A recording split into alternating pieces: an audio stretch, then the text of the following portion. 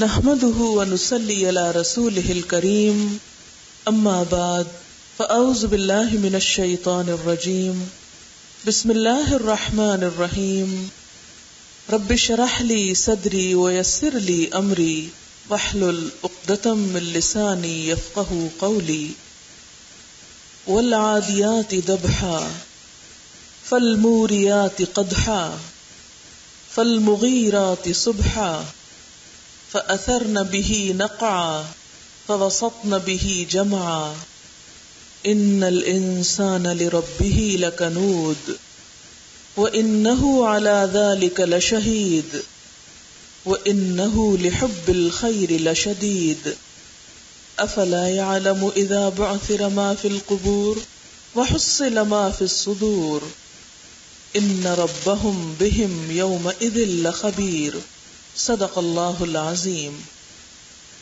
شروع کرتی ہوں اللہ کے نام سے جو بے انتہا مہربان نہایت رحم فرمانے والا ہے۔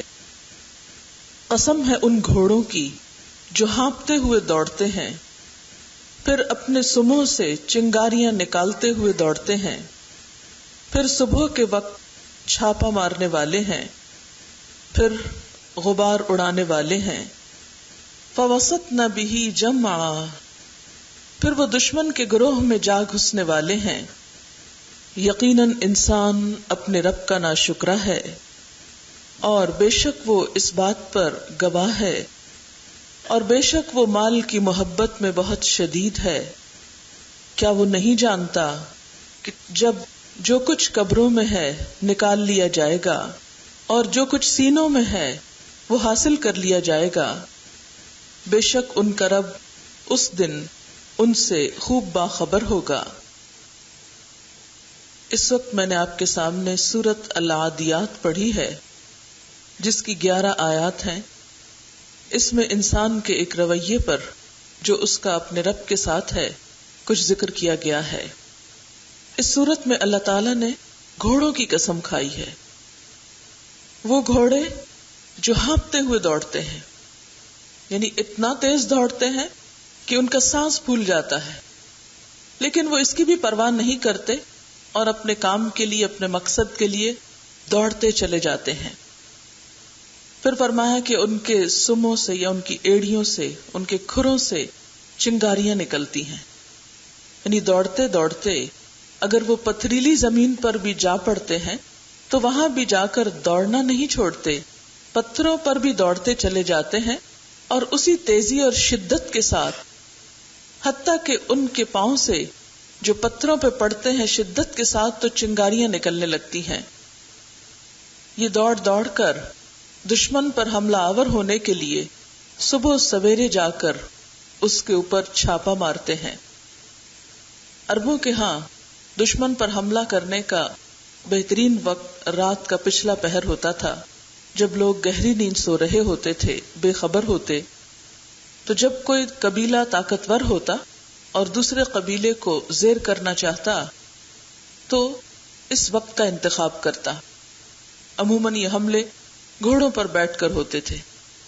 تو ان گھوڑوں کی قسم کھائی گئی جو اپنے مالک کی خاطر دشمن پر صبح سویرے جا حملہ آور ہوتے ہیں۔ رات کا یہ پچھلا پہر نیند کے لیے بہت ہی اہم ہوتا ہے۔ انسان اور جانور گہری نیند سوتے ہیں، لیکن یہ گھوڑے اپنے مالک کی خاطر رات کے پچھلے پہر کی نیند کی پرواہ بھی نہیں کرتے، بلکہ اس وقت بھی سخت مشقت کر رہے ہوتے ہیں، اور مالک کی مرضی اور اطاعت کرنے کے لیے وہ اتنا تیز دوڑتے ہیں کہ گرد و غبار اڑاتے ہیں جس میں وہ خود بھی چھپ جاتے ہیں، اور اس طرح دشمن کے لشکر میں جا کر گھس جاتے ہیں۔ یہاں ہم دیکھ رہے ہیں کہ گھوڑوں کی کچھ خصوصیات کا ذکر کیا گیا۔ گھوڑا اللہ کی ایک مخلوق ہے، اللہ تعالیٰ نے اسے انسان کے لیے پیدا کیا ہے۔ اللہ تعالیٰ بتا یہ رہے ہیں کہ دیکھ اے انسان، میں نے تیرے لیے جو خدمت گزار پیدا کیا وہ کس طرح جاں فشانی کے ساتھ، کتنی محنت، مشقت اور کوشش کے ساتھ تیری خدمت میں لگا ہوا ہے۔ تیرے مقاصد کو پورا کرنے کے لیے، تیرے کام کے لیے وہ چلتا نہیں دوڑتا ہے۔ اور صرف دوڑتا نہیں، اتنا دوڑتا ہے کہ اس کا سانس پھول جاتا ہے، اور پھر بھی دوڑنے سے باز نہیں آتا، ہانپتے ہوئے بھی دوڑتا چلا جاتا ہے۔ بتانا کیا مقصود ہے کہ جس گھوڑے کو میں نے تیرے لیے پیدا کیا وہ تو تیری خدمت میں اس طرح لگا ہوا ہے، بتا تو اپنے مالک کے لیے، تو اپنے رب کے لیے کتنا دوڑ رہا ہے۔ اللہ کی راہ میں چلتے ہوئے تیرا سانس کتنی مرتبہ پھولا، اس کی عبادت اور اس کی محبت کو پانے کے لیے تو نے کتنی دوڑ لگائی۔ گھوڑا تو تیری خدمت میں دوڑ رہا ہے، تو اپنے رب کے لیے کتنا دوڑتا ہے۔ فالموریات قدحا، وہ تو اس طرح دوڑتا ہے کہ ہموار زمین ہو یا پتھریلی زمین، اسے کوئی فرق نہیں پڑتا، سیدھا پلین راستہ ہو یا پھر اونچا نیچا، اس نے کبھی شکایت نہیں کی۔ جب مالک اسے دوڑنے کے لیے کہتا ہے تو دوڑتا چلا جاتا ہے، پتھروں کے اوپر بھی ایڑیاں رگڑتے ہوئے۔ اے انسان بتا تو، جب تیرے راستے میں کوئی مشکل پیش آتی ہے، تیرے راستے میں کوئی پتھر آ جاتے ہیں، سنگلاخ زمین آ جاتی ہے، تو کتنا دوڑتا ہے۔ اچھے حالات میں تو بسا اوقات ہم پھر بھی آرام دہ حالات میں اپنے رب کی طرف رجوع کر لیتے ہیں، لیکن جہاں کوئی چیز ہمارے نفس کو بھاری گزرتی ہے ہم وہیں پر ہمت ہار کے بیٹھ جاتے ہیں اور آگے بڑھنا نہیں چاہتے۔ پھر اسی طرح رات کے پچھلے پہر بھی وہ اپنا کام کرتا ہے۔ تمہیں تو رات کے ختم ہونے پر بھی جب اٹھنے کے لیے کہا جاتا ہے کہ اٹھ کر ایک مختصر سی نماز پڑھ لو، تو وہ تمہیں نماز کتنی بھاری ہوتی ہے، کس قدر گراں تم پہ صبح کی بیداری ہے، ہم سے کب پیار ہے، نیند تمہیں پیاری ہے۔ گھوڑا تو اپنے مالک کی خاطر صبح سویرے دوڑ پڑتا ہے، اور صرف دوڑتا نہیں بلکہ جا کر اپنا کام بھی کرتا ہے، دشمن پہ حملہ آور بھی ہوتا ہے۔ لیکن تیرے لیے اے انسان اپنا بستر چھوڑنا، اپنی نیند قربان کرنا، اپنا آرام اور سکون تھوڑا سا قربان کرنا، وہ بھی گوارا نہیں۔ تو اپنے رب کا کیسا وفادار ہے۔ فَأَثَرْنَ بِهِ نَقْعًا، گھوڑا دوڑتا ہے تو اتنا تیز کہ ہر طرف گرد و غبار اڑتا ہے۔ گرد و غبار کس بات کی علامت ہے؟ اس بات کی کہ آس پاس سب کو پتا چل جاتا ہے کہ کوئی چیز دوڑتی ہوئی آ رہی ہے، یعنی گھوڑے کے دوڑنے سے ماحول کے اندر ایک ہلچل مچ جاتی ہے، ہر شخص نوٹس کرتا ہے، ایک گرد و غبار کا عالم ہوتا ہے۔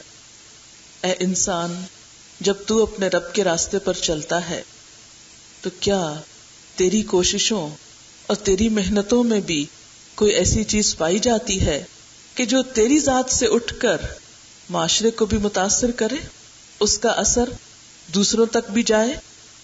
فَوَسَطْنَ بِهِ جَمْعًا، گھوڑا تو اپنی جان کی پرواہ نہیں کرتا، وہ اپنے مالک کی خاطر دشمن کے لشکر میں جا گھستا ہے، وہ جیسے چاہتا ہے حملہ آور ہوتا ہے۔ لیکن اے انسان تو بھی بتا، کیا تو اپنے رب کی خاطر اپنی جان کی قربانی کر سکتا ہے؟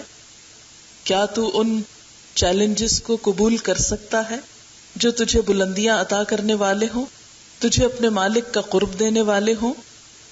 انسان کی اسی حالت کو دیکھتے ہوئے اللہ تعالیٰ شکوہ کرتے ہیں، ان الانسان لربہ لکنود، بے شک انسان اپنے رب کا بڑا ناشکرا ہے، بڑا ناشکرا ہے۔ وہ ساری نعمتیں پا کر پھر بھی اپنے رب کے آگے جھکنا نہیں چاہتا۔ آپ غور کیجئے کہ اللہ تعالیٰ نے جو کچھ ایک انسان کو دے رکھا ہے وہ گھوڑے کو نہیں ملا۔ انسان کا دماغ، انسان کی نگاہ، انسان کے سننے اور بولنے کی قوت، اس کا کھانا پینا، اس کا لباس، سب کچھ جانوروں سے ہزارہا درجے افضل ہے۔ کبھی آپ نے دیکھا کہ گھوڑا کیا کھاتا ہے؟ چند مخصوص چیزیں، اور اسی سے وہ قوت حاصل کر کے اپنا کام کرتا چلا جاتا ہے۔ وہ اپنے مالک کا شکر گزار ہے، اس کے ایک اشارے پر تیز بھاگ پڑتا ہے، ایڑ لگا دیتا ہے۔ لیکن ہم انسان خود کو ملنے والی نعمتوں کو غور سے تو دیکھیں، ہم کیا کچھ نہیں کھاتے. اگر صرف پھلوں کی قسمیں ہی گننے لگ جائیں جو ہم زندگی میں کھاتے رہتے ہیں تو شاید ہم ایک وقت میں بیٹھ کر سب کے نام بھی نہ گن سکیں. طرح طرح کے اناج، غلے، گوشت، سبزیاں، پھل، دودھ اور بے شمار قسم کی چیزیں جن میں صرف غذائیت ہی نہیں، خوشبو بھی ہے، لذت بھی ہے، طاقت بھی ہے. یہ سب کچھ کہاں سے آیا؟ کس نے بنایا؟ کون لایا؟ اللہ رب العزت. وہی سب کچھ دینے والا ہے. لیکن یہ سب کچھ پا کر ہم اس کی راہ میں دوڑنے والے کتنے ہیں؟ ہم کتنی محنت کرنے والے ہیں؟ کتنی کوشش کرنے والے ہیں؟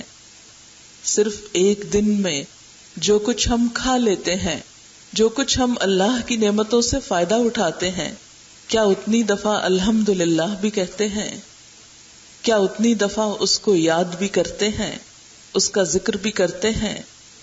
کیا اتنی دفعہ اس کے احکامات کو بھی مانتے ہیں، اس کی اطاعت کرتے ہیں، اس کے لیے کچھ قربانی کرنے کو تیار ہیں، کچھ آرام اور سکون قربان کرنے کو تیار ہیں؟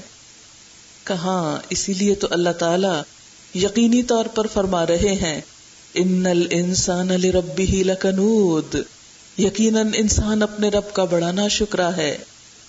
گھوڑے کو تو ایک ہی لباس ملتا ہے، وہی ساری زندگی پہنے رکھتا ہے. ہم طرح طرح کے لباس پہنتے ہیں.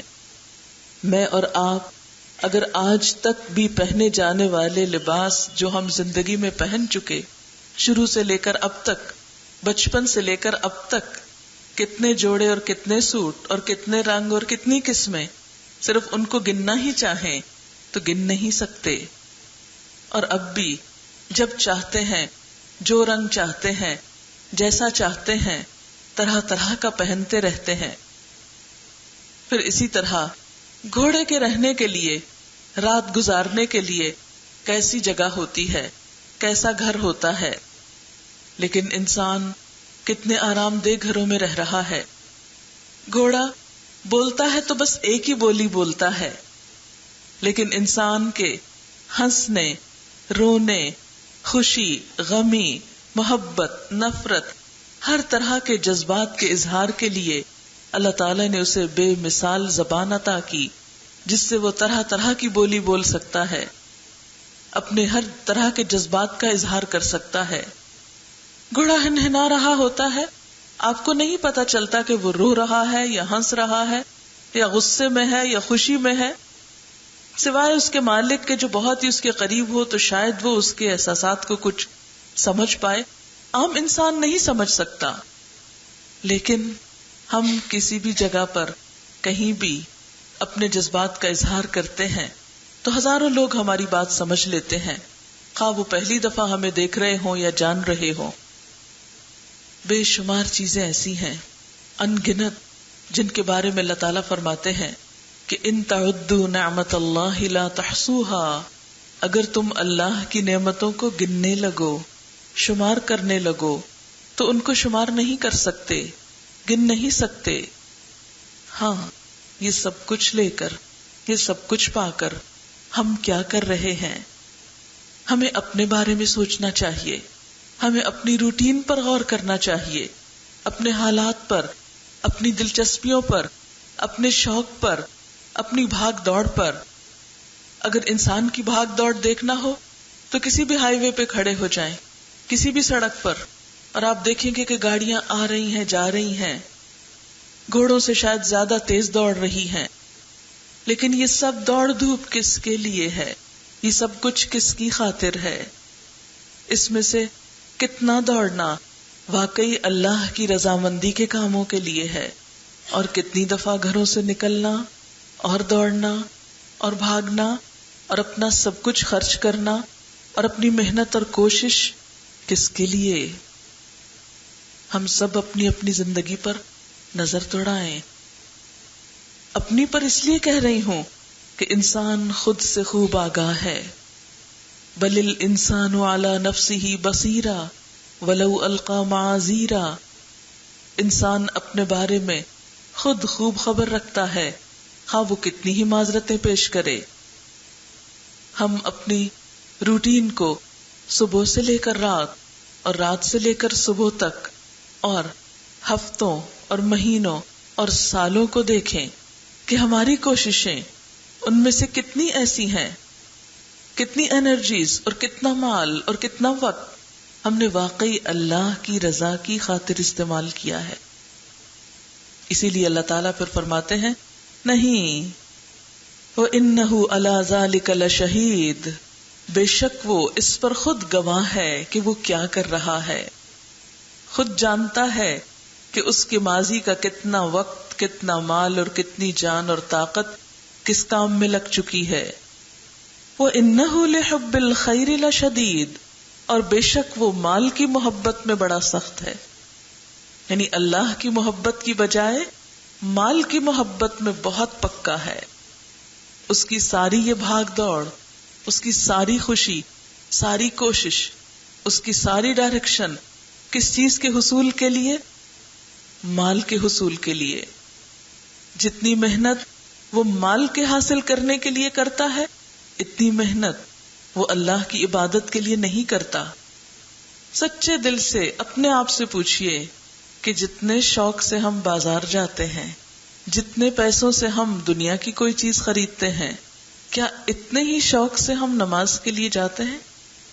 اگر ہم بیٹھے ہیں مثال کے طور پر اور اذان ہوتی ہے تو ہمارے اٹھنے کا انداز کیا ہوتا ہے؟ اوہ اذان ہو گئی، اٹھو نماز پڑھو۔ آواز پر ہی ایک مردنی بعض اوقات چھا جاتی ہے کہ جیسے کوئی بوجھ پڑ گیا ہو اور جلدی سے اٹھو اور اس بوجھ کو اتار مارو۔ کتنا شوق اور کتنی محبت، اور اس کے بعد کتنا سکون ہم کو ملتا ہے۔ ہم سب اپنی نمازوں پر ہی غور کر لیں، اس لیے کہ نماز انسان کے ایمان کا ایک آئینہ ہے، انسان کی پہچان ہے کہ وہ ایمان کے کس لیول پر کھڑا ہے۔ یہ تو منافقوں کی صفت بتائی گئی تھی، وَإِذَا قَامُوا إِلَى الصَّلَاةِ قَامُوا كُسَالَىٰ، کہ جب نماز کے لیے کھڑے ہوتے ہیں تو سستی کے مارے کھڑے ہوتے ہیں، مارے بندھے، بس ایک فرض اتارنے کو۔ اس میں محبت اور شوق اور خشوع کم ہی ہوتا ہے، حالانکہ اللہ تعالیٰ نے ہی فرمایا قد افلح المؤمنون الذین هم فی صلاتهم خاشعون، یقیناً فلاح پا گئے وہ مومن جو اپنی نمازوں میں خشوع اختیار کرتے ہیں۔ یہاں اللہ تعالیٰ انسان کی اس کمزوری کا ذکر کر رہے ہیں جس میں وہ بری طرح مبتلا ہے، جس کا وہ شکار ہے، جس سے باہر نکلنے کے لیے بہت ہمت اور طاقت کی ضرورت ہے، ایک بڑے عزم اور ارادے کی ضرورت ہے۔ اور عزم اور ارادہ انسان خود ہی اپنے لیے کر سکتا ہے، کوئی دوسرا آپ کے لیے ارادہ نہیں کر سکتا، دوسرا آپ کے لیے عزم نہیں رکھ سکتا۔ اگر آپ کچھ کرنا چاہتے ہیں تو اس کی نیت آپ کو خود کرنا ہوگی، اس کے لیے عہد آپ کو خود کرنا ہوگا۔ وَإِنَّهُ لِحُبِّ الْخَيْرِ لَشَدِيدٌ، وہ مال کی محبت میں تو بڑا شدید ہے۔ آپ دیکھیے، اگر ہماری جیب سے چند روپے گر جائیں تو ہمیں کتنا افسوس ہوتا ہے، بار بار دن میں اسی کا خیال آتا رہتا ہے، اوہ میرے اتنے پیسے گم ہو گئے۔ ایک برتن ٹوٹ جائے تو سارا دن دل میں بار بار آتا ہے، ہائے وہ برتن ٹوٹ گیا۔ استری کرتے ہوئے کپڑا جل جائے تو ہمارے دل کو کیسا افسوس ہوتا ہے۔ گھر کے کسی چیز میں کوئی نقصان ہو جائے کیسا دکھ ہوتا ہے۔ کیا کسی نماز کے جانے پر بھی ایسا ہی دکھ ہوتا ہے؟ صحابہ کرام تو بسا اوقات اگر کسی کی اس طرح نماز چلی جاتی تو باقاعدہ افسوس کرتے تھے۔ نبی صلی اللہ علیہ وسلم نے فرمایا کہ جس کی عصر کی نماز چلی گئی اس کو اتنا نقصان ہوا گویا اس کا گھر اور گھر والے سب برباد ہو گئے۔ لیکن ہمیں کبھی عصر کی نماز جانے پر، اور عصر کی تو قسم بھی کھائی گئی اور عصر کی صلاۃ الوسطیٰ کہہ کے بھی بات کی گئی کہ وہ ایسا وقت ہوتا ہے کہ جس میں انسان کچھ کام بھی نپٹا رہا ہوتا ہے اور نماز کا وقت بھی نسبتاً کم ہوتا ہے، دھوپ جلد پیلی پڑ جاتی ہے، اور پیلی دھوپ میں اثر پڑنے والوں کو منافق کہا گیا کہ تلک صلاۃ المنافق، تلک صلاۃ المنافق، تلک صلاۃ المنافق، کہ یہ منافق کی نماز ہے، منافق کی نماز ہے، منافق کی نماز ہے۔ پوچھا گیا کون سی؟ فرمایا وہ جو دھوپ کے پیلا پڑنے کا انتظار کرتا رہتا ہے، نہیں سستی کے مارے بیٹھا رہتا ہے اور کام کرتا رہتا ہے، اور جب دھوپ زرد ہو جاتی ہے تو جلدی سے اٹھتا ہے اور چند ٹھونگے زمین پہ مار لیتا ہے جیسے مرغا دانے چننے کے لیے، اور اللہ کو کچھ بھی یاد نہیں کرتا۔ تو بات یہ ہے کہ کیا دین کے کسی نقصان پر بھی ہمارے دل کا حال برا ہوا، ہمارے ضمیر نے ملامت کی، ہمارے اندر شرمندگی کا احساس ہوا، ہمیں کچھ پریشانی لاحق ہوئی؟ ہم سب اپنا اپنا جائزہ لیں، ہم سب اپنے اندر جھانکیں۔ اللہ تعالیٰ فرماتے ہیں کہ اے انسان تیرے اندر یہ سب کچھ کیوں نہیں؟ افلا یعلم، کیا یہ انسان جانتا نہیں؟ کیا اذا بعثر ما فی القبور، کہ جو کچھ قبروں کے اندر ہے وہ سب اکھیڑ کے نکال لایا جائے گا۔ یعنی قبروں کے اندر کون ہے؟ مرنے کے بعد انسان کا گھر ہے، وہ چند فٹ کا گھر۔ دنیا میں خواہ کوئی کتنے بڑے ویلے میں رہتا ہو، کتنی بڑی جاگیر ہو اس کی، لیکن مرنے کے بعد چند فٹ گھر ہے اس کا، چھوٹا سا گھر جس میں نہ کوئی کھڑکی ہے، نہ دروازہ، نہ کوئی روشنی ہے، نہ ہوا، اور وہ گھر اتنی مدت کے لیے ہے جتنے کے لیے دنیا کا گھر نہیں۔ دنیا میں تو ایک انسان ایک گھر میں زیادہ سے زیادہ کتنے سال رہ سکتا ہے، میکسیمم اس کا ٹھکانہ کتنا ہو سکتا ہے، لیکن مرنے کے بعد آپ دیکھیے کہ جو لوگ حضور صلی اللہ علیہ وسلم کے زمانے میں فوت ہوئے، جو اس کے بعد ہوئے، جو 100 سال پہلے ہوئے، وہ سب وہیں پر ہیں، زمین کے اندر سمائے ہوئے ہیں۔ بڑے بڑے سلطان، بڑے بڑے جرنیل، بڑے بڑے مالدار لوگ، سارے کے سارے بالآخر اسی مٹی میں گئے، وہیں سو رہے ہیں، وہیں سما گئے ہیں۔ کوئی نام و نشان بھی نہیں ملتا، کوئی یہ نہیں جانتا کہ کس حصے میں کہاں ہیں۔ افلا یعلم اذا بعثر ما فی القبور، کیا وہ نہیں جانتا کہ جو کچھ قبروں میں ہے وہ سارے کا سارا اکھیڑ کے باہر نکال لیا جائے گا؟ یعنی انسان اپنے ساتھ کتنا کچھ لے کے جائے گا۔ اگر وہ مال کی محبت میں اپنے رب کو بھولا ہوا ہے تو ساتھ کیا کچھ جائے گا۔ وَحُصِّلَ مَا فِي الصُّدُورِ، جب اٹھایا جائے گا قیامت کے دن تو صرف جسم نہیں، سینے کے اندر جو ہوس چھپی ہوئی تھی وہ بھی نکال کے دکھا دی جائے گی کہ کس کی لالچ کتنی تھی، کس کے خیالات کتنے تھے، کیسے تھے۔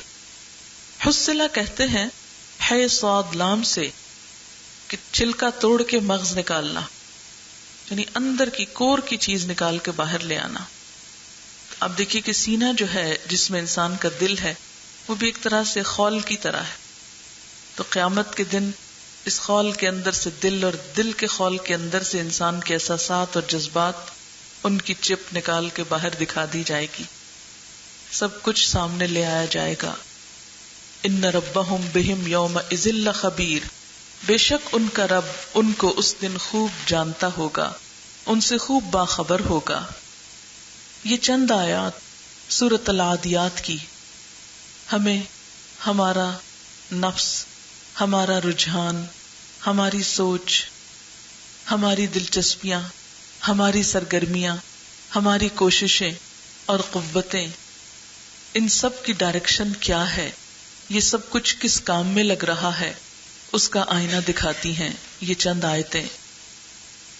آئیے ہم سب اپنے آپ کو اس کی روشنی میں دیکھیں۔ بات یہ ہے کہ اللہ تعالیٰ نے ہمیں اس دنیا میں بھیجا، اسی کی طرف ہم سب کی واپسی ہے۔ ہم اس دنیا میں ہمیشہ رہنے کے لیے نہیں آئے۔ یہ ایک ایسی حقیقت ہے کہ جس کے لیے یہ لفظ تو بہت چھوٹے ہیں، جس کو ادا کرنے کے لیے، جس کو بیان کرنے کے لیے یہ چند لفظ شاید بہت ناکافی ہیں کہ ہمیں اس دنیا سے واپس جانا ہے۔ یہ ایک چھوٹا سا پیغام ہے کہ جس کو ہم بھولے ہوئے ہیں۔ ہم سب یہاں کیوں اکٹھے ہیں، کس لیے؟ ایسا نہیں کہ آپ کوئی لا علم لوگ ہیں، یا نعوذ باللہ آپ کوئی جاہل لوگ ہیں کہ آپ کو کوئی علم دینے کے لیے آئی ہوں، نہیں، آپ ماشاءاللہ سب سمجھدار، پڑھے لکھے، دین کو جاننے والے، سمجھنے والے ہیں۔ ایک چیز جس کی ہم سب میں کمی ہے مجھ میں بھی اور ہم سب بہنوں میں وہ کیا ہے کہ بہت سی چیزوں کو ہم جاننے کے باوجود مانتے نہیں. ہم زبان سے تو کہتے ہیں ہم مانتے ہیں، لیکن حقیقت ہے ہم نہیں مانتے. اگر ہم مانتے ہوتے تو ہمارا طرز عمل یہ نہ ہوتا. ہم سب مانتے ہیں کہ ہمیں واپس جانا ہے، کہتے ہیں نا. کوئی بھی یہ نہیں کہتا کہ میں نے ہمیشہ یہاں رہنا ہے، اس لیے کہ اگر ہمارے والدین اور ان کے والدین اور ان کے والدین یہاں نہیں رہے، اگر اللہ کے بڑے بڑے نیک بندے دنیا میں نہیں رہے، بڑے بڑے طاقتور اور مالدار لوگ دنیا میں نہیں رہے، ہم بھی نہیں رہ سکتے. ہمیں جانا ہے. ہم سب مسافر ہیں. اور نبی صلی اللہ علیہ وسلم نے ہمیں تلقین کی تھی، کن فی الدنیا کأنک غریب او عابر سبیل. دنیا میں اس طرح رہو گویا کہ اجنبی ہو یا مسافر ہو.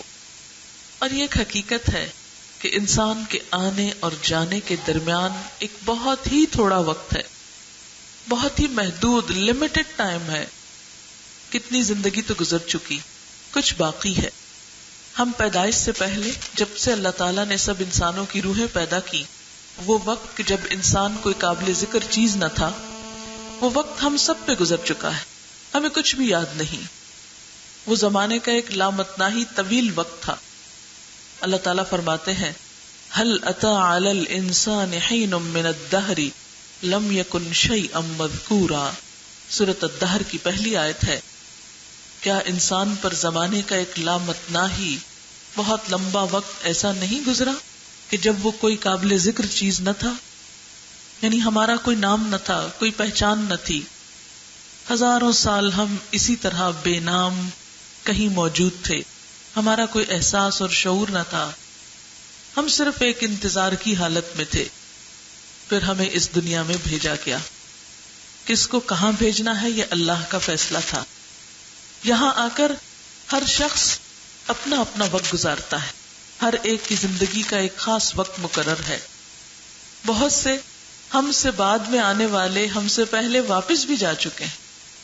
آپ اپنے آس پاس خاندان رشتہ داروں میں دیکھیے، غور کیجئے کہ بہت سے لوگ جن کا سفر اس دنیا میں آنے کا آپ کے بعد شروع ہوا، وہ آپ سے پہلے واپس بھی جا چکے ہیں، رخصت بھی ہو چکے ہیں.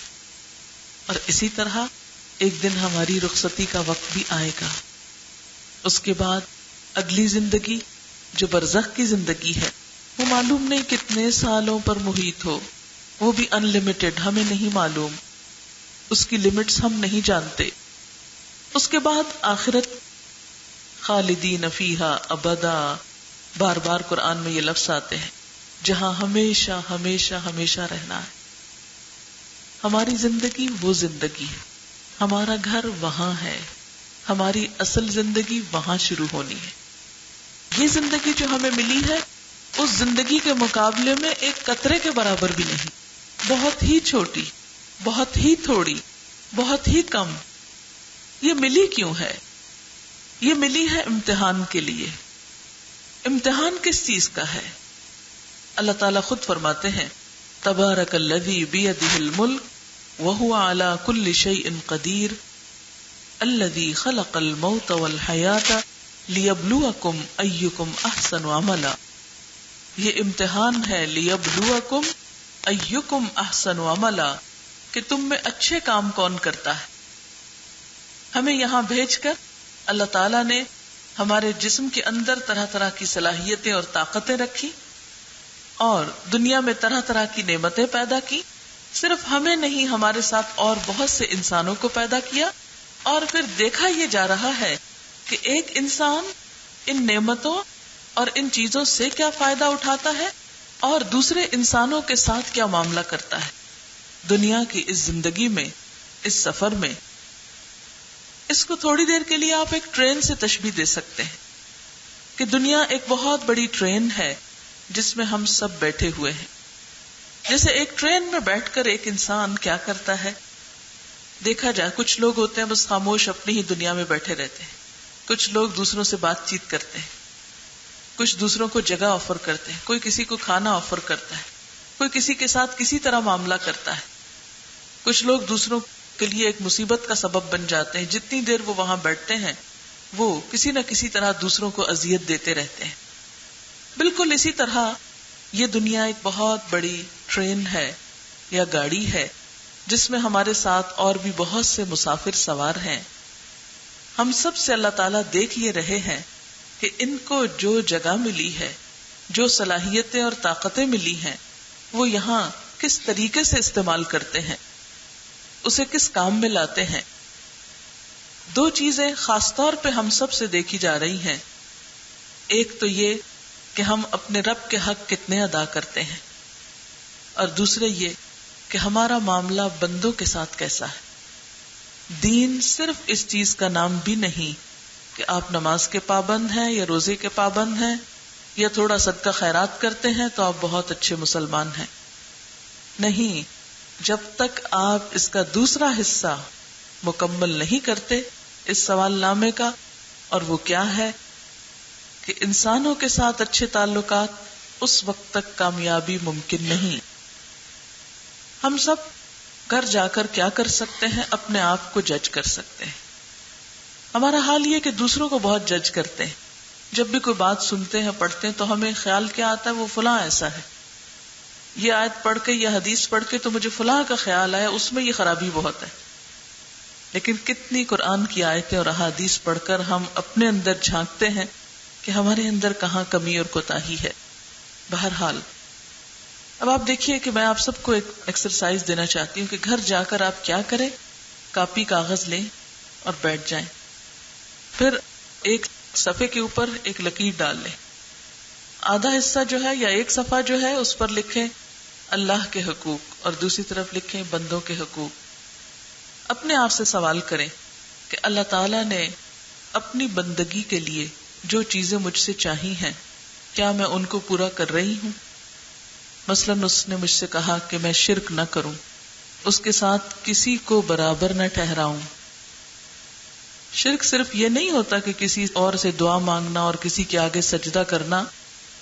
شرک یہ بھی ہے کہ انسان اس سے بڑھ کر کسی اور کو اہمیت دے، کسی اور پر بھروسہ کرے، کسی اور سے امیدیں لگائے، کسی اور کی طرف اس طرح مائل ہو جس طرح اللہ کی طرف ہونا چاہیے. کیونکہ ایمان کیا ہے؟ والذین آمنوا اشد حبا للہ. ایمان والے تو اللہ کی محبت میں سب سے زیادہ شدید ہوتے ہیں. بہرحال خود کو دیکھیے، خود کو پرکھیے. کیا میں اللہ کی ذات پر سب سے زیادہ بھروسہ کرتی ہوں؟ کیا میں اس کی دی ہوئی نعمتوں کا شکر ادا کرتی ہوں؟ کیا اس کی طرف سے آنے والی کسی تقدیر کے فیصلے میں جب کوئی تکلیف کا معاملہ ہوتا ہے تو میں صبر کرتی ہوں؟ کیا میں اس کے آگے دن میں 5 مرتبہ جیسا اس نے مجھ سے مطالبہ کیا کہ آؤ حیا علی الصلاح حیا علی الفلاح، کیا میں نمازوں کی پابندی کرتی ہوں؟ اور اگر کرتی ہوں تو کیا میری نمازوں کا طریقہ درست ہے؟ کیا مجھے معلوم ہے کہ نماز کن چیزوں سے فاسد ہو جاتی ہے؟ کیا مجھے معلوم ہے کہ نماز کے ارکان کیا ہیں؟ کیا مجھے معلوم ہے کہ طہارت کے طریقے کیا ہیں؟ کن کن چیزوں سے طہارت باقی نہیں رہتی اور نماز نہیں ہوتی؟ کیا میری گزشتہ زندگی کے سارے فرض روزے پورے ہیں؟ کیا میں گزشتہ سب سالوں کی زکوٰۃ دے چکی ہوں؟ کیا اگر مجھ پر حج فرض ہے تو میں کر چکی ہوں؟ کیا میں چھپے اور کھلے دونوں حالتوں میں اللہ سے ڈرتی ہوں؟ یا ایسا تو نہیں کہ سب کے سامنے تو بہت اللہ والی بن جاتی ہوں اور تنہائی میں شیطان سے بھی بدترین کام کرتی ہوں؟ لوگوں کے سامنے تو غیبت نہیں کرتی، لیکن جہاں کوئی نہ ہو وہاں موقع پا کر اپنے دل کی بھڑاس نکالتی ہوں. بہرحال یہ چیک لسٹ اپنی بنا کر اللہ تعالی کے ساتھ اپنے تعلق کو دیکھیے. آپ دیکھیے کہ بندہ مومن جو ہوتا ہے وہ جہاں بھی بیٹھا ہو وہ اپنے رب کو یاد کرتا ہے، اس کے دل میں اپنے رب کی یاد ہوتی، وہ کہیں بھی اپنے رب کو بھولتا نہیں. کیونکہ آپ دیکھیے دنیا کی کسی بھی چیز سے جب آپ کو محبت ہوتی ہے تو آپ کہیں بھی ہو آپ بھولتے نہیں اس کو. کیا اللہ تعالیٰ کو ہم خوشی اور غمی ہر موقع پر یاد رکھتے ہیں؟ پھر اللہ تعالیٰ کے ساتھ تعلق میں ایک چیز یہ بھی ڈال لیجئے کہ کیا میں اس کی کتاب پڑھتی ہوں؟ کیا میں اس کی بات سمجھتی ہوں؟ کیونکہ جس سے محبت ہوتی ہے، جس سے تعلق ہوتا ہے اس کی بات سمجھ میں بھی آتی ہے. مثلاً آپ میں سے بہت سے لوگ حج عمرے کو گئے ہوں گے، بہت سی نمازیں پڑھی ہوں گی، لیکن کچھ نہیں پتا چلا ہوگا کہ کیا پڑھا گیا، کیا کہا گیا. بہرحال دوسری طرف آ جائیے تو بندوں کے ساتھ میرے تعلقات کیسے ہیں، میرے اپنے والدین کے ساتھ تعلقات کیسے ہیں. کیا میں ان کی عزت اور احترام کرتی ہوں؟ کیا ان کے ساتھ حسن سلوک کرتی ہوں؟ ان کی بات مانتی ہوں؟ میرا رویہ میرے شوہر کے ساتھ کیا ہے؟ کیا میں شوہر کے حقوق پورے کرتی ہوں، شوہر کی اطاعت کرتی ہوں، شوہر کی شکر گزاری کرتی ہوں؟ میرا معاملہ اپنے بچوں کے ساتھ کیا ہے؟ کیا میں ان کے ساتھ شفقت اور محبت کا معاملہ کرتی ہوں، ان کی کیئر کرتی ہوں، ان کو دنیا کی تعلیم کے ساتھ ساتھ دین کی تعلیم بھی دے رہی ہوں، انہیں اپنے رب کا شعور اور احساس بھی دے رہی ہوں؟ میرے ہمسایوں کے ساتھ میرے تعلقات کیسے ہیں؟ میں ان کے بارے میں کیا سوچتی ہوں؟ میرے آس پاس میرے جو دوست ہیں، رشتہ دار ہیں، باقی جان پہچان کے لوگ ہیں، ان کے ساتھ میرا معاملہ کیا ہے؟ کیا ہمدردی کا، مہربانی کا، خیر خواہی کا، بھلائی کا، یا کچھ اور؟ اس لیے کہ دین اسلام دو طرفہ چیز کا نام ہے. اسلام کا لفظ سلامتی سے نکلا ہے، پیس، امن، سلامتی. لیکن ہم دیکھتے ہیں کہ ہمارے دل سکون سے خالی، ہماری زبانیں بسا اوقات دوسروں کو تکلیف دینے والی، ہمارے رویے اور معاملے ایسے کہ جس سے دوسرے بے سکون ہو جائیں. بسا اوقات ایک ایک بات ایسی کر دیتے ہیں کہ جس سے دوسرے لوگ تکلیف اٹھاتے رہتے ہیں سالوں تک. اسی طرح یہ میں نے تھوڑی سی ایک آؤٹ لائن دی ہے، ہلکی سی. اس کے اندر آپ کوسچنز اور بڑھا سکتے ہیں خود کو جج کرنے کے لیے، اور جو اللہ کی کتاب آپ پڑھتے جائیں گے اس کے ساتھ ساتھ آپ کے یہ سوال اور بھی بڑھتے جائیں گے کہ میں کن کن احکامات پر عمل کر رہی ہوں اور کن کے بارے میں ابھی تک بے خبر ہوں، غافل ہوں. کیوں؟ اس لیے کہ ایسا کرنا مجھے کو فائدہ دے گا. مجھے بہرحال ایک دن واپس جانا ہے، یقین ہے نا، جانا ہے. جب جائیں گے کیا پوچھا جائے گا؟ ایکم احسن عملا، کہ تم میں اچھے کام کر کے کون آیا، کس کا تعلق اپنے رب سے اچھا تھا اور کس کا تعلق اس کے بندوں کے ساتھ بہترین تھا. احسن عملا، بہترین عمل، اچھا کام. اللہ تعالیٰ فرماتے ہیں کہ انا خلقنا الانسان من نطفۃ امشاج نبتلیہ فجعلناہ سمیعا بصیرا. ہم نے انسان کو ایک مخلوط نطفے سے پیدا کیا. کیوں پیدا کیا؟ نبتلیہ، تاکہ ہم اس کو آزمائیں. کس بات میں آزمائیں؟ کہ یہ کرتا کیا ہے. فجعلناہ سمیعا بصیرا، اس مقصد کے لیے ہم نے اس کو سننے والا، دیکھنے والا بنایا. یعنی انسان چونکہ سن سکتا ہے، دیکھ سکتا ہے، اور سنتا کون ہے اور دیکھتا کون ہے؟ جس کی عقل کام کرتی ہو. اگر دماغ درست نہ ہو تو بے شک آپ سنتے ہو کچھ سمجھ نہیں سکتے، خواہ دیکھتے ہو کچھ سمجھ نہیں سکتے. اللہ تعالیٰ نے انسان کو اشرف المخلوقات جو بنایا تو اسی وجہ سے کہ ہمیں اللہ تعالیٰ نے سوچنے سمجھنے کی صلاحیت بخشی ہے. یہاں پر ایک بات ہوئی تھی اس صورت میں کہ انسان مال کی محبت میں بہت شدید ہے. کیا اس سے یہ پتہ چلتا ہے کہ انسان کو مال سے محبت رکھنی ہی نہیں چاہیے، یا مال کمانا ہی نہیں چاہیے، یا کچھ خرچ کرنا ہی نہیں چاہیے؟ یعنی پہلی کوشش تو یہ کہ مال اکٹھا کرنے کی یا جمع کرنے کی پرواہ ہونی ہی نہیں چاہیے، اور دوسری یہ کہ اگر ہو گیا ہے تو اس سے اب خرچ ہی نہیں کرنا چاہیے. یہ رویے نہیں سکھائے گئے. مال تو انسان کی ضرورت ہے. کوشش کرنا، محنت کرنا، حلال طریقے سے اس کو کمانا، یہ انسان سے مطلوب ہے. جو چیز ناپسندیدہ ہے، جو چیز منع ہے، وہ کیا ہے؟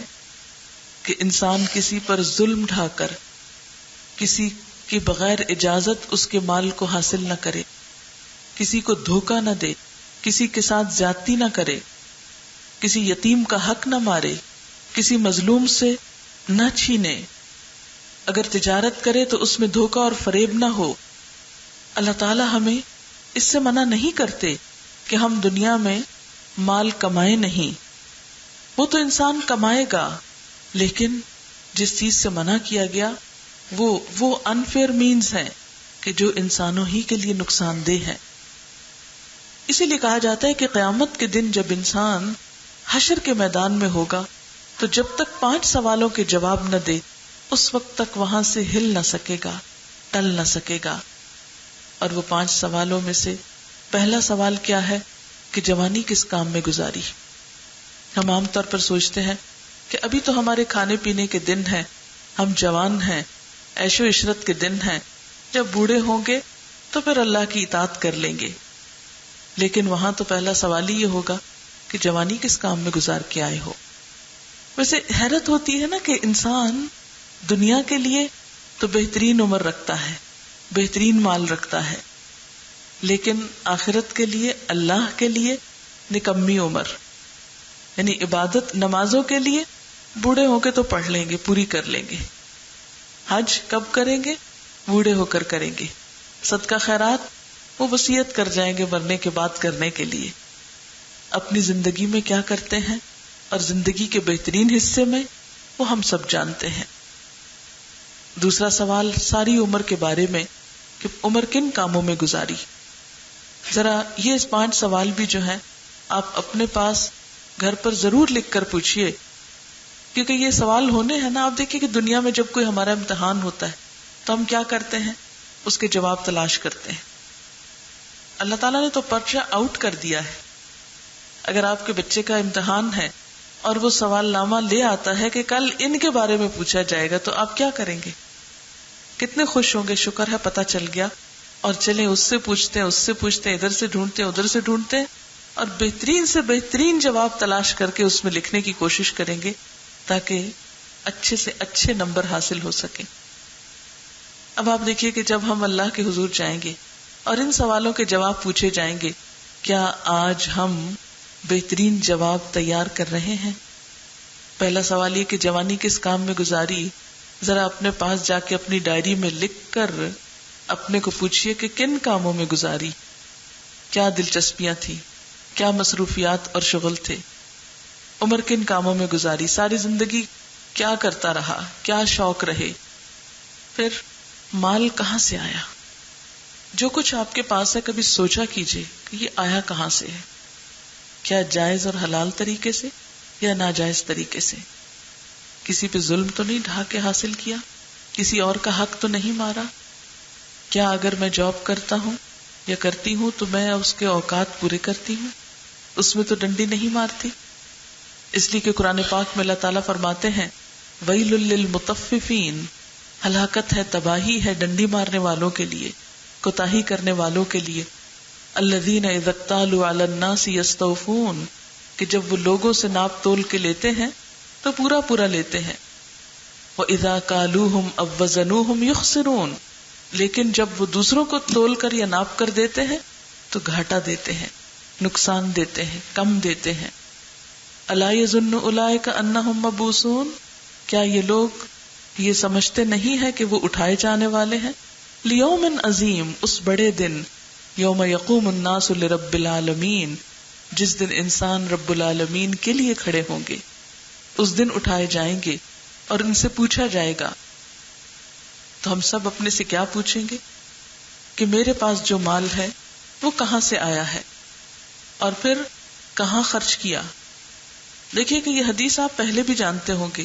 آج میں صرف اس کو جانوانے کے لیے نہیں آئی، میں چاہتی ہوں کہ ہم سب سنجیدگی سے اپنے بارے میں غور کریں، خود کو انالائز کریں. آپ یقین کیجئے کہ آپ کاغذ اور قلم پکڑ کے جس وقت بیٹھیں گے اور دنیا میں ہی اپنے سوال نامے کا جواب لکھنے بیٹھیں گے تو خود ہی اپنا حساب ہو جائے گا. اللہ تعالیٰ قرآن پاک میں فرماتے ہیں وَلْتَنْظُرْ نَفْسٌ مَا قَدَّمَتْ لِغَدٍ، چاہیے کہ ہر شخص دیکھا کرے اس نے کل کے لیے کیا کیا ہے، کل کے لیے کیا بھیج رہا ہے، وہ کل کی تیاری آج کر لے. لہذا ہمیں اس طریقے سے اپنی تیاری کرنی ہے. اور پھر اگلا سوال یہ کہ کس کام میں خرچ کیا. اس میں ہم سب خواتین اپنے اپنے خرچ کی لسٹ بنائیں گی، کہاں کہاں خرچ کرتی ہوں. جو کچھ مجھے ملتا ہے اس سے میں کیا خریدتی ہوں. جو کچھ خریدتی ہوں کیا ان میں سے کوئی ایسی چیز تو نہیں میں نے خرید لی کہ جس سے اللہ تعالیٰ ناراض ہو. ایسا ہوتا ہے نا کہ بعض اوقات شوہر آپ کو پیسے دیتے ہیں, آپ جا کے شاپنگ کر لیتے ہیں, پھر کچھ چیزیں ہوتی ہیں کہتے ہیں نہیں یہ نہیں دکھانی, یہ نہیں بتانی. خاص طور پر اگر اپنے میکے والوں کے لیے کچھ لیا ہوا ہو, پاکستان جانا ہے یا گھر جانا ہے تو لے کے جانا ہے. کیوں؟ اس لیے کہ ہو سکتا ہے اس کو پسند نہ آئے, اس کو نہیں بتانا. لیکن اللہ تعالیٰ کے ساتھ تو ہم یہ کر نہیں سکتے نا کہ اس کو بتانا نہیں, وہ تو خود ہی دیکھ لے گا کیا خرید رہے ہیں. اپنی شاپنگ لسٹ بنا کر اس طرح تیار کر کے رکھیں کہ اللہ تعالیٰ کے سامنے رکھنی ہے. کیا کیا خریدا ہے, کہاں خرچ کر رہے ہیں, کس کس کو دے رہے ہیں, کن کاموں میں دے رہے ہیں, کن کاموں میں لگا رہے ہیں. اور آج دنیا میں بھی اگر ہم اپنے آپ کو انالائز کریں دیکھیں تو ہم خود حیران ہوں گے کہ اچھا اس میں ایک سوال یہ بھی ڈالیں کہ اللہ کی راہ میں کتنا دیتے ہیں, اللہ کی راہ میں کتنا خرچ کرنے والے ہیں. یہ مثلا اگر ہماری آمدنی 100 روپے ہے تو اس 100 میں ہم نے کتنا اللہ تعالیٰ کی خوشی کے کاموں میں خرچ کیا اور کتنا بس ایسے ہی خریداری کرتے رہے. ہم خواتین کا ایک بڑا وقت بازاروں میں گزرتا ہے, کیوں؟ واقعی ضرورت ہوتی ہے. کتنی ضرورت ہوتی ہے, یا صرف وقت گزاری ہوتی ہے, جسٹ فار انجوائمنٹ, یہ گھوم پھر کے تھوڑا سا وقت استعمال کر لیں. ہاں اس وقت کے بارے میں بھی تو پوچھا جائے گا, اس لیے کہ وقت انسان کے پاس جتنی بھی دولت ہے اس میں سب سے زیادہ قیمتی ہے. وقت وہ چیز ہے کہ جو ایک دفعہ جانے کے بعد دوبارہ نہیں آتی. مال تو چلا جائے پھر آ جاتا ہے, ہو سکتا ہے پہلے سے بھی زیادہ آ جائے, زیادہ بہترین آ جائے, لیکن وقت ایک ایسی چیز ہے کہ جو گیا پھر نہ آیا, واپس نہ پلٹا. ہم سب اس کے بارے میں بھی اپنا حساب لیں کہ میں اپنے وقت کو, آج کل آپ دیکھیں کہ ٹائم مینجمنٹ پہ کتنی ریسرچ ہو رہی ہے, وقت کو صحیح استعمال کرنے کے لیے کتنی کتنی کتابیں لکھی جا رہی ہیں. آپ کو پتہ ہے اس فن پہ باقاعدہ کتابیں لکھی جا رہی ہیں, ٹائم مینجمنٹ پہ ورک شاپس رہتی ہیں, لیکچرز ہوتے ہیں, ریسرچز ہو رہی ہیں, اور دن کے لمحے لمحے کا حساب لیا جاتا ہے, اور باقاعدہ اس پہ سوال نامے دیے جاتے ہیں کہ آپ اپنے سارے دن کے اوقات کو ٹیسٹ کریں کہ آپ نے صبح مثلاً اگر آپ 5 بجے اٹھے تو رات 10 بجے تک سونے تک آپ نے ہر گھنٹہ کس طرح گزارا. کبھی اگر آپ ایک دن کا صرف لکھ لیں کہ 5 سے 6 بجے تک کیا کیا, 6 سے 7 تک, 7 سے 8 تک, 8 سے 9 تک, اور اسی طرح سارے دن کے ہر گھنٹہ صرف ایک دن آپ یہ ٹیسٹ کر کے دیکھیں, تو اگر ایک دن کے ٹیسٹ میں ہم پاس نہ ہوں تو ساری زندگی کے ٹیسٹ میں قیامت کے دن جا کر کیا ہوگا, کیا کریں گے؟ اللہ تعالیٰ پوچھیں گے نہیں کہ اس وقت کو کس کام میں لگایا. اب دیکھیے کہ مثلاً ایک دن کا حساب, موٹا موٹا حساب, ہر گھنٹے کا تو اس وقت ٹائم نہیں ہے. مثلاً نماز میں کتنے گھنٹے لگے, ٹیلی ویژن کے آگے کتنے گھنٹے لگے, کھانے پینے میں کتنے گھنٹے لگے, ٹیلی فون پہ کتنے گھنٹے. پہلے تو ہوتا تھا گھر میں ایک سیٹ, جب گھر میں ہوئے تو بھی, اب تو ساتھ ساتھ ہے, سارا وقت چلتا رہتا ہے. ایسا لگتا ہے جیسے اس کے بغیر ہم زندہ نہ رہ سکے. اللہ کی مجلس میں جہاں اللہ کی بات ہو رہی ہو وہاں بھی ہمارے ذہن پوری طرح خالی نہیں ہوتے, وہاں بھی ہم اس بلا سے جان نہیں چھڑا سکتے. اس وقت بھی ہماری دنیا ہمارے ساتھ ساتھ رہتی ہے, ہم اس کو آف نہیں کر سکتے. کتنے گھنٹے اس کے ساتھ گزر جاتے ہیں, اور بعض اوقات محض گپ شپ میں. بہت مفید ایجاد ہے, لیکن استعمال کس کام میں ہو رہا ہے. کبھی ہم صرف ایک دن کی کالز جو ہم کرتے ہیں ان کا حساب لکھیں کہ آج کس کس کام کے لیے میں نے کال کیا اور کتنی دفعہ کیا. اب بعض اوقات تو صرف بے صبری کی وجہ سے کیا, ایک ہی بات بار بار پوچھتے ہیں, اچھا یہ ہو گیا, نہیں ہوا. مثلا ایک گھر سے چلے ہیں تو دوسری جگہ پہنچنے تک 2-3 دفعہ کال کر لیں گے, ہم اب فلاں اشارے پہ ہیں اور فلاں موڑ پہ ہیں اور فلاں جگہ پر ہیں اور اتنی دیر میں پہنچنے والے. آخر ان باتوں کی ضرورت کیا ہے, الا یہ کہ کوئی ایمرجنسی ہو, خدا نہ خواستہ, جس میں کسی کی موت زندگی کا سوال ہو, یا کوئی ایسی بات ہو. ہم اس وقت میں غور و فکر کر سکتے ہیں, ذکر کر سکتے ہیں, کسی کی خدمت کر سکتے ہیں. ذرا سوچیں اگر آج شام ہمیں دنیا سے جانا ہو تو ہم کیا کریں گے؟ آج شام اگر جانا پڑ جائے دنیا سے تو ہم کیا کریں گے؟ کیا وہی جو ہم روٹین میں کرتے رہتے؟ نہیں نا، وہ نہیں کریں گے. ہم فوراً سوچیں گے اچھا توبہ استغفار کر لیں اس لیے کہ بڑے گناہ کیے ہوئے ہیں، وہ فلاں کو یہ قرض واپس کرنا ہے، یہ وصیت کرنا ہے، فلاں بچے کے بارے میں یہ کرنا ہے، وہ فوری کام نپٹائیں گے، اپنے فرائض کی ادائیگی کے بارے میں سوچیں گے. لیکن عقل مند وہی ہے جو ہر دن کو آخری دن سمجھ کے گزارے کہ میری زندگی کیا ہے، ایک دن، بس آج کا دن ہے میرے پاس. ہمارا حال یہ ہے کہ ہم ہر روز کل پہ ڈالتے رہتے ہیں، آج کا یہ کام کل کریں گے، پرسوں کریں گے. اور عموماً وہ کون سے کام ہوتے ہیں؟ جو نیکی کے کام ہوتے ہیں. وقت ایسی دولت ہے جو ایک دفعہ خرچ کر دیا جائے، ایک دفعہ چلا جائے تو واپس نہیں آ سکتا، اس کو آپ بڑھا بھی نہیں سکتے. قرآن پاک میں آتا ہے کہ جب انسان کی موت کا وقت آئے گا ایک لمحہ آگے پیچھے نہ ہوگا.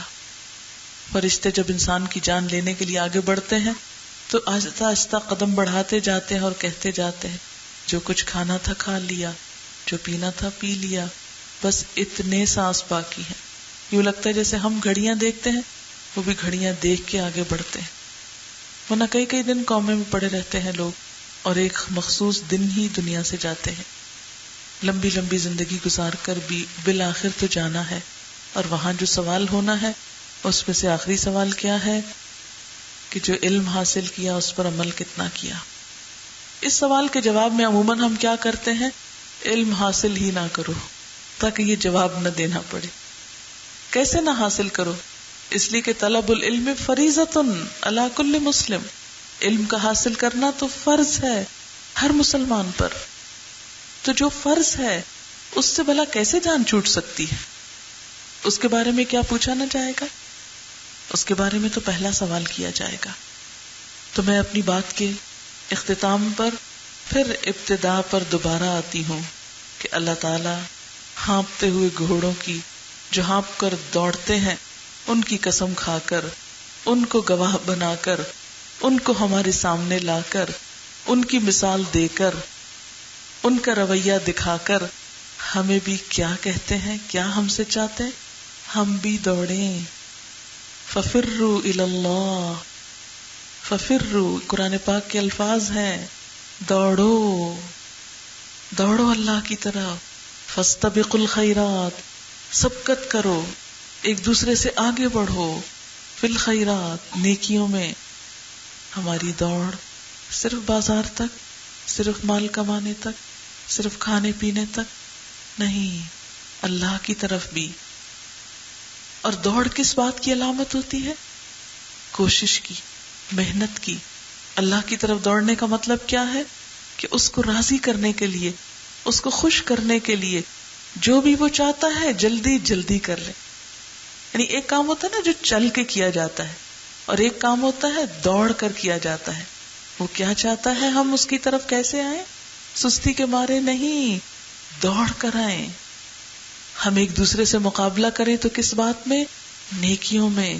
وَفِي ذَلِكَ فَلْيَتَنَافَسِ الْمُتَنَافِسُونَ. ایک دوسرے کا مقابلہ کرنے والے، ایک دوسرے سے آگے بڑھنے والوں کو اس کام میں آگے بڑھنا چاہیے. کس میں؟ اللہ کو راضی کرنے میں.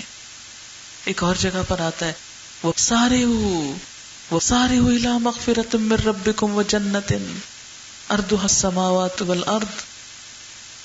دوڑو، سارعوا إِلَىٰ مَغْفِرَةٍ مِّن رَّبِّكُمْ، اپنے رب کی مغفرت کی طرف. وَجَنَّةٍ، اور جنت کی طرف دوڑو. اس دنیا سے چمٹ کر رہ جاؤ گے؟ مَا لَكُمْ إِذَا قِيلَ لَكُمْ انفروا فِي سَبِيلِ اللَّهِ اثَّاقَلْتُمْ إِلَى الْأَرْضِ. جب تم سے کہا گیا کہ اللہ کے راستے میں چلو، نکلو، تو تم زمین سے چمٹ کے رہ گئے. اَرَضِيتُمْ بِالْحَيَاةِ الدُّنْيَا، کیا دنیا کی زندگی پہ ہی راضی ہو گئے؟ اس جنت کی طرف نہیں جانا؟ نہیں، دوڑو، اس کی طرف دوڑو، نیکیوں میں آگے بڑھو، اس جنت کی طرف جس کی وسعت زمین و آسمان کے برابر ہے.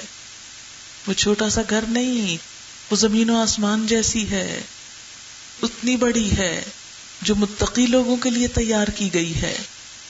ہم سب اللہ کی طرف چلتے ہوئے صرف چلے نہیں، دوڑیں، دوڑتے ہوئے سانس بھی پھولے تو تھکے نہیں، دوڑ جاری رکھیں، راستے میں مشکلات آئیں تو رکے نہیں، دوڑیں، جیسے گھوڑے دوڑتے ہوئے سموں سے چنگاریاں نکالتے ہیں پتھریلی زمین پر۔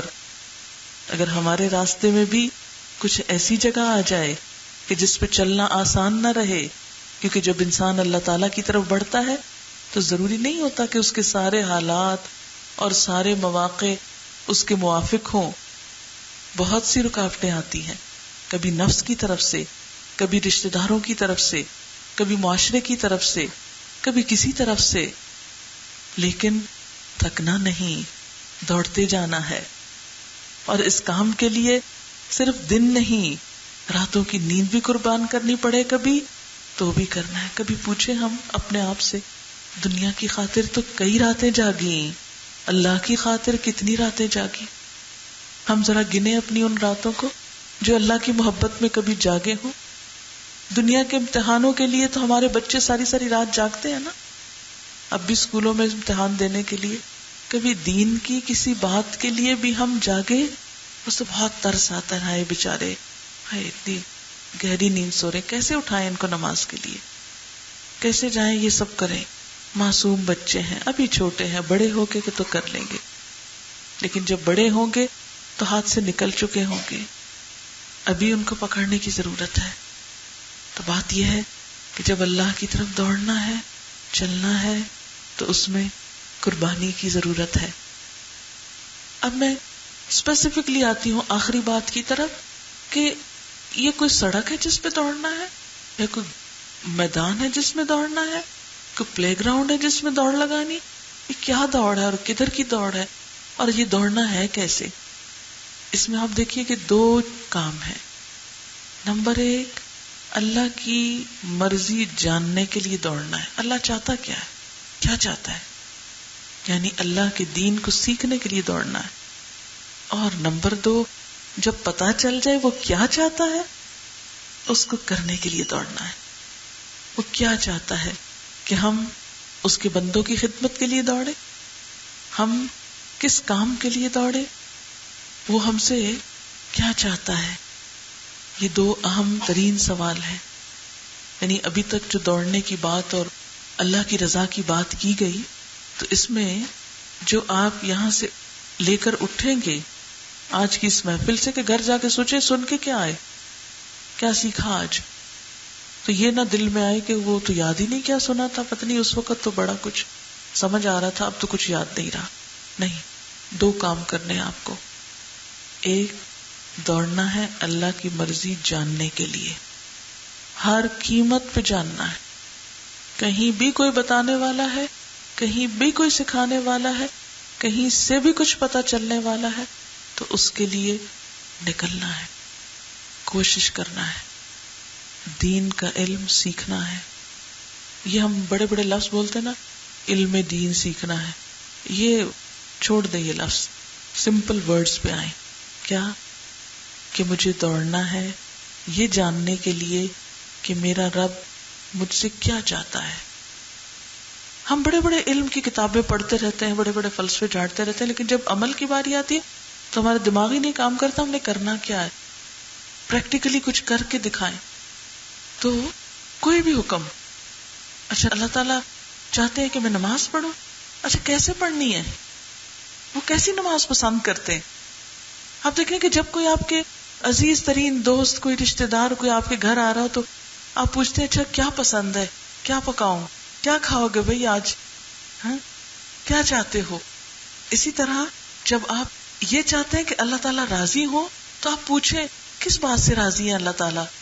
وہ چاہتے ہیں میں ان کے آگے سجدہ کروں، اچھا میرا سجدہ کس طرح ہونا چاہیے، مجھے اس میں کیسی تسبیح پڑھنی چاہیے، کون سی تسبیحات اس کو بہت پسند ہے، میرا قیام کیسا ہونا چاہیے، کس طرح کھڑا ہونا اس کو اچھا لگتا ہے، میرا ذکر کیسا ہونا چاہیے، میری نگاہ کیسی ہونی چاہیے، میرا لباس کیسا ہونا چاہیے، مجھے پہننا کیا چاہیے۔ کیا جو لوگ آپ کو پسند ہوتے ہیں ان کی پسند کے کپڑے نہیں پہنتے؟ مثلاً آپ کو اپنے شوہر سے بہت محبت ہے تو آپ اس کی پسند کے کپڑے پہنتے ہیں، دنیا لاکھ ادھر سے ادھر، جو نہیں یہ اچھا نہیں بھی میرے ہسبینڈ کو بہت پسند ہے اس لیے مجھے یہ پہننا ہے، کہ نہیں یہ ٹھیک نہیں بس مجھے اس کو یہ پسند ہے اس لیے میں پہنتی ہوں، چاہے اللہ کو ناپسند ہی کیوں نہ ہو پھر بھی پہنتے کہ جی ہسبینڈ کو پسند ہے۔ کیا اللہ تعالیٰ کی اہمیت اور عظمت ایک انسان سے بڑھ کے نہیں ہے کہ ہم کبھی سوچیں کہ اس کو کیا پہننا پسند ہے؟ یہ سوال کیا کیجئے، اللہ تعالیٰ آپ کو کیسی نماز پسند ہے، کیسا روزہ پسند ہے، کیسا صدقہ خیرات پسند ہے، میرا کیسا چلنا پھرنا آپ کو اچھا لگتا ہے؟ میں تو آپ کی بندی بننا چاہتی ہوں، ایسی بننا چاہتی ہوں جس سے آپ راضی ہو جائیں، آپ مجھے بتائیے۔ اور یہ سب کچھ جانے بغیر نہیں پتا چلتا، اس کے لیے دوڑنا پڑتا ہے۔ اللہ کرے کہ ہم سب اس کی طرف دوڑنے والے ہوں۔ وآخر دعوانا ان الحمد للہ رب العالمین۔ سبحانک اللہم وبحمدک نشہد ان لا الہ الا انت نستغفرک ونتوب الیک۔ والسلام علیکم ورحمۃ اللہ وبرکاتہ۔